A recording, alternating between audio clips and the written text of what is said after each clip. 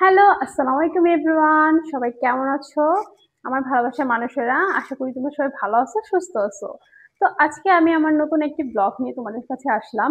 তোমরা অবশ্যই থাম্বনেল দেখে কিছুটা হলেও গেস করছো যে তোমাদের রুমি আপু তোমাদের কাছে কি শেয়ার করতে আসছে।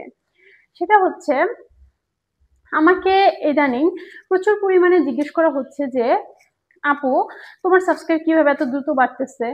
আপু তুমি কি এমন করো? তুমি কিভাবে ভিডিও এডিট করো? আর তোমাকে ভিডিও কে করে দেয়? আর সাবস্ক্রাইব কিভাবে বাড়ে? আপু ভিউজ কেন কমে যায়? আপু তোমার তো ভালো ভিউজ আসতেছে, তোমার চ্যানেল তো গ্রো করতেছে কিভাবে? আজকে আমি সবই শেয়ার করব এই ভিডিওর মাধ্যমে। প্রথমে তোমাদের বলতেছি, ইউটিউব প্ল্যাটফর্মটা এমন একটা জায়গা, সেখানে ধৈর্য, পরিশ্রম, চেষ্টা আর উপরে আল্লাহর উপর ভরসা, এই কয়েকটা জিনিস তোমাকে রাখতে হবে মাথায়। আর সবগুলা নিয়মই মেনে চলতে হবে। তোমার নিজের যেমন কঠোর পরিশ্রম থাকতে হবে, তেমন তোমাকে ধৈর্য ধরতে হবে, তেমন ওই মহান আল্লাহ তাআলা রাব্বুল আলামিনের উপরে তোমাকে মানে ভরসা রাখতে হবে। আর হ্যাঁ, যদি তুমি কষ্ট না করো কখনোই কিন্তু তুমি কেষ্ট পাবা না। মানে এটা হচ্ছে কথার কথা। যাই হোক, তো কিভাবে তুমি তোমার প্রতিদিন সাবস্ক্রাইব বাড়াবা সেটা হচ্ছে, তুমি লাইভ করো বা হচ্ছে ভিডিও করো, যেটাই করো না কেন, তুমি প্রথমে তোমাকে একটা জিনিস মাথায় রাখতে হবে। আজকে আমার কথাগুলো সবাই একটু মনোযোগ দিয়ে শুনবা, আশা করতেছি তোমাদের কাজে আসবে। কারণ আমি ঠিক যতটুকু জানি আমি ততটুকুই তোমাদের বলবো। আমি আহামরি কোনো বড় ইউটিউবার হয়ে যাইনি, বাট যতটুকু হয়েছি আলহামদুলিল্লাহ আমি কিন্তু আমার নিজের যোগ্যতায় হয়েছি। আর তোমাদের ভালোবাসা, সেটা তো আমি অবশ্যই বলবো। তোমাদের ভালোবাসা এবং সাপোর্ট, কেমন কিছু কিছু মানুষরা আছে যারা প্রতিনিয়ত আমাকে সাপোর্ট করে যাচ্ছে, সবসময় বলে যে আপু আমরা তোমার পাশে আছি। তাদের নামটা তো আমি এখানে বলতে পারবো না, বাট আমার মনে হৃদয়ে আছে অবশ্যই। কারণ এত এত নাম, আমার এত এত ভাই বোন, তাদের নাম আমি বলেও শেষ করতে পারবো না।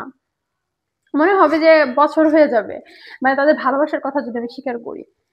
আচ্ছা, আমি অল্প কথায় শেষ করব।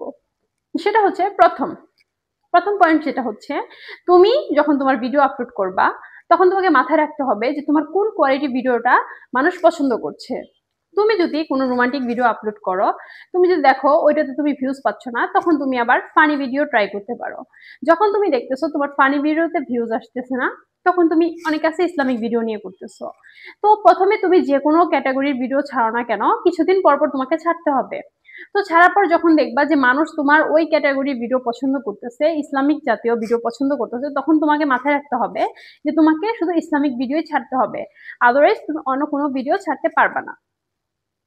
তারপর যদি দেখো যে তোমার ফানি ভিডিওগুলো ভাইরাল হচ্ছে, সবাই তোমার ফানি ভিডিও পছন্দ করে, তোমরা সেই ক্ষেত্রে করবা কি, যে শুধু ফানি ভিডিও আপলোড করবা, এখানে অন্য কোনো ভিডিও আপলোড করবা না। তাহলে সেই জিনিসগুলো মানুষ খুব বেশি পছন্দ করবে। তুমি যদি হজবড় করে ফেলো যে ফানি ভিডিও, রোমান্টিক ভিডিও সব ভিডিওই একসাথে ছাড়ো, তো দেখা যাবে এটা মানুষ ভালোভাবে নিবে না। মানে মানুষ কি, এটা আমাদের ইউটিউব কমেডি থেকে নাও নিতে পারে। তো তখন দেখা যায় তোমার ভিউজটা ওনারা কমাই দিতে পারে। তখন তো মানুষের ভিউজ মানে কি, এটা হচ্ছে মানুষের কাছে পৌঁছানো। তোমার ভিডিওটা যত মানুষের কাছে পৌঁছাবে, মানুষ যত দেখবে, তত তো তোমার ভিডিওতে ভিউজ আসবে। আর প্রত্যেকটা ভিউজ, ধরো তোমার 1000 ভিউজ হইলো, সেখানে তোমার 2টা করে সাবস্ক্রাইব আসবে। 1000 ভিউজে পার পিস 1টা বা 2টা করে সাবস্ক্রাইবার বাড়ে। কাজে তোমাকে মাথায় রাখতে হবে, সেখানে যদি তোমার 10,000 ভিউজ আসে, তাহলে তুমি কয়টা করে পেতে পারো? কমপক্ষে তো তুমি 8টা 9টা সাবস্ক্রাইব পাবা। তো তোমার প্রত্যেকটা ভিডিওতে যদি এভাবে ভিউজ আসে, তুমি এখান থেকে দিনে 10 থেকে 12টা সাবস্ক্রাইব কাউন্ট করে নিতে পারো, যেমনটা আমি করি। আলহামদুলিল্লাহ আমার প্রত্যেকটা ভিডিওতেই সবাই আমাকে সাবস্ক্রাইব করে। আমার প্রত্যেকটা ভিডিওতেই 3টা 4টা করে আছে সাবস্ক্রাইবার। তো আমি দিনে যদি 6টা ভিডিও আপলোড করি, সেখান থেকে কিন্তু মাশাল্লাহ আমার ভালো সাবস্ক্রাইবার আসে। তারপর তোমরা হচ্ছে অনেকে আমাকে জিজ্ঞাসা করো যে আপু লাইভে ভিউজ কেন কম আসে? আপু তোমার লাইভে তো অনেক মানুষ আসে। আপু মেয়ে মানুষ বলে কি লাইভে বেশি মানুষ হয়? আপু ফেস দেখালে কি বেশি ভিউজ হয়?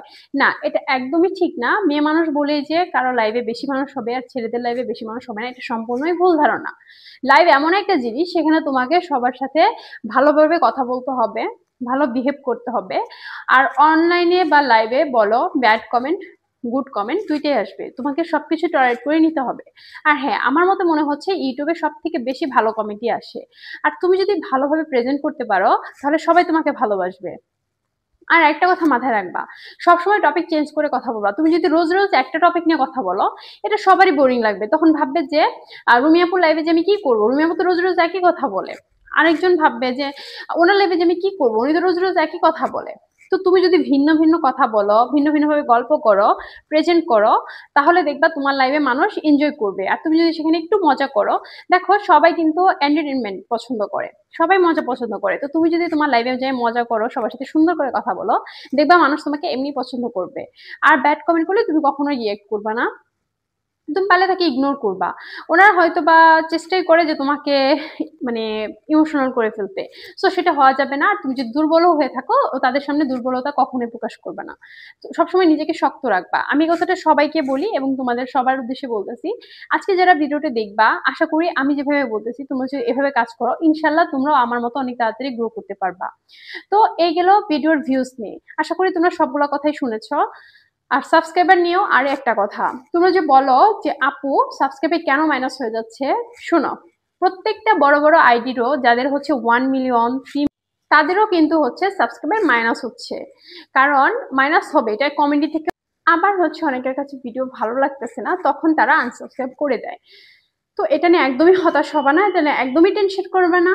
এটা একদম ঠিক হয়ে যাবে কিছুদিন গেলে। আর এটা সবারই হয়, এটা নিয়ে ভয় পাওয়ার কিছুই নেই। আজকে সাবস্ক্রাইব কমে যাবে, কালকে আবার রিটার্ন আবার আসবে। সো তোমাকে এইভাবে ধৈর্য ধরে থাকতে হবে। ইউটিউব অনেক সময় আমাদের ধৈর্য পরীক্ষা করে দেখে যে আমরা কতটুকু ধৈর্য নিয়ে ইউটিউবে কাজ করতে পারতেছি। শোনো, সবকিছুকে কষ্ট করতে হয়, আর অর্থ কখনো কষ্ট ছাড়া হাতে আসে না। অর্থের মূল্য যারা বুঝে তারা কখনোই অর্থকে অমূল্যায়ন করবে না। কারণ হচ্ছে কষ্ট ছাড়া কখনোই আমরা কি পাবো না, কেষ্ট পাবো না। এর জন্য আমাদের সবাইকে ধৈর্য ধরে এই ইউটিউবে প্ল্যাটফর্মে থাকতে হবে এবং মনোযোগ সহকারে কাজ করতে হবে। কখনো ধৈর্য হারা হলে চলবে না। ইনশাল্লাহ তোমাকে একদিন সাফল্য দরজারে নিয়ে যাবে। আমার তো মনে হয় এই তো আমি সেদিনই 1000 সাবস্ক্রাইব কমপ্লিট করলাম, এখন আমি 10,000 সাবস্ক্রাইব কমপ্লিট করে চলে গেছি। তো আলহামদুলিল্লাহ, আলহামদুলিল্লাহ, সবই তোমাদের ভালোবাসার সাপোর্টে এবং উপরওয়ালা একজন আছে তার, আর বাকিটা আমার ধৈর্যের এবং কষ্টের ফল। তো আশা করি আজকে ভিডিওটা তোমাদের কাছে ভালো লাগবে। যদি ভালো লেগে থাকে অবশ্যই লাইক, কমেন্ট, শেয়ার এবং সাবস্ক্রাইব করে পাশে থাকবা। আর তোমাদের যদি আরো কোনো প্রশ্ন থাকে অবশ্যই আমার কমেন্ট বক্সে প্রশ্নগুলো করে যাবা, আমি তোমাদের রিপ্লাই দেওয়ার চেষ্টা করব। আজকে এ পর্যন্তই, সবাই ভালো থেকো, আল্লাহ হাফেজ, টাটা।